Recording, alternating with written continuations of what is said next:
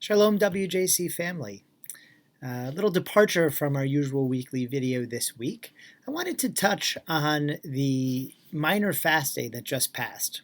Asarah BTevet was observed this past Tuesday. These minor fast days are an interesting phenomenon. There's a few of them along the course of the year that mark the steps to the destruction of the temple on Tisha B'Av. So, the day after Rosh Hashanah, we observe Tzom Gedalia, which commemorates the assassination of a governor put in place by the Babylonians that showed the unraveling of the relationship between the government and the Jewish population in Jerusalem.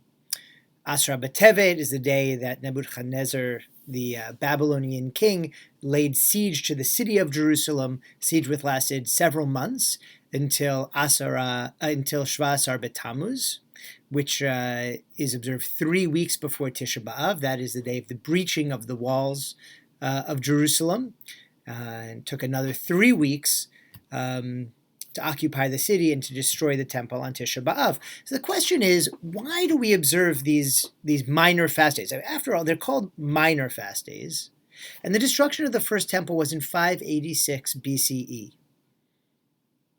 Is there nothing in the last 2,500 years that seems to us to ring a little more tragic and a little more deserving of these fast days? Okay, Tisha B'Av, fine, but why mark all the time leading up to it?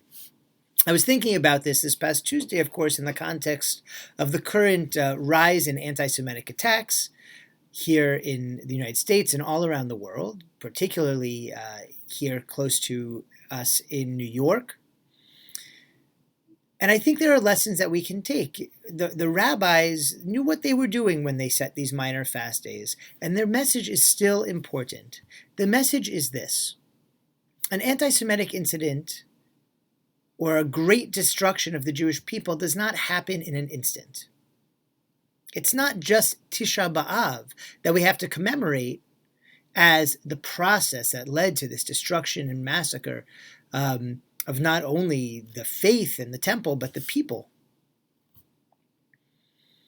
There were steps along the way. And by marking each of those steps, we are reminded that at any one of those points, maybe the day could have been saved. Maybe the right resistance could have been rallied. Maybe the right compromise could have been made. But internal fighting and an inability to muster leadership and community to face this threat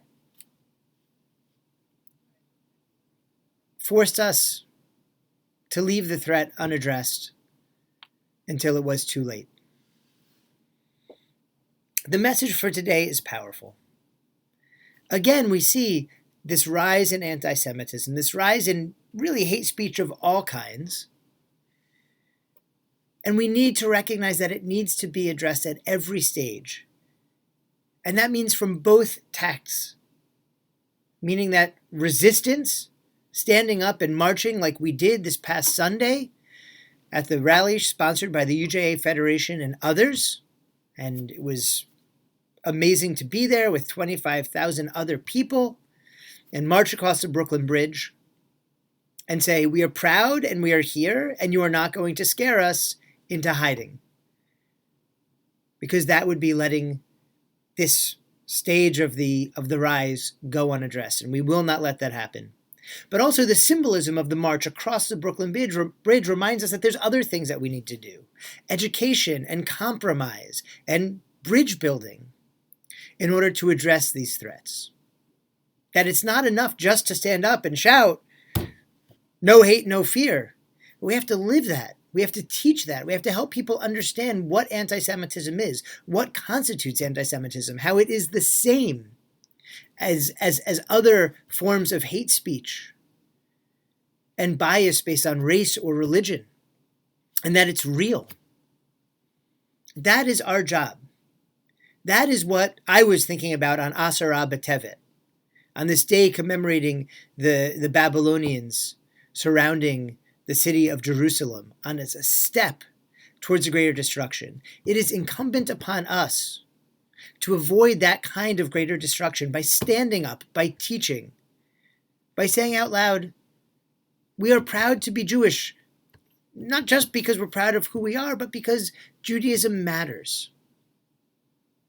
Because the contributions we've made to society, because of the spiritual path that we follow is important, not only as a lesson to the world, but as our heritage and birthright. And that no one should have to live in fear of that. We have to educate that this is the oldest form of hate. That this particular kind of hate speech, racial and religious bias goes back not only 2,500, 2,600 years to Nebuchadnezzar and his Babylonians, but even further to Moses in Egypt and the stories we will read starting next week when we read the Torah in Shemot. Let's remember that we can make incremental steps towards love and understanding just in the same way that incremental steps can lead us to disaster and destruction. I know it seems daunting. I know it seems like we can never really make the difference that is needed. But it's one lesson, one connection, one act of kindness and love and concern for others that will ultimately lead to us living in a better society, and therefore that one that will accept us better as well. One where anti-Semitism will finally dissipate. We hope it'll happen speedily and that we're all able to do our part. Wish you a Shabbat Shalom.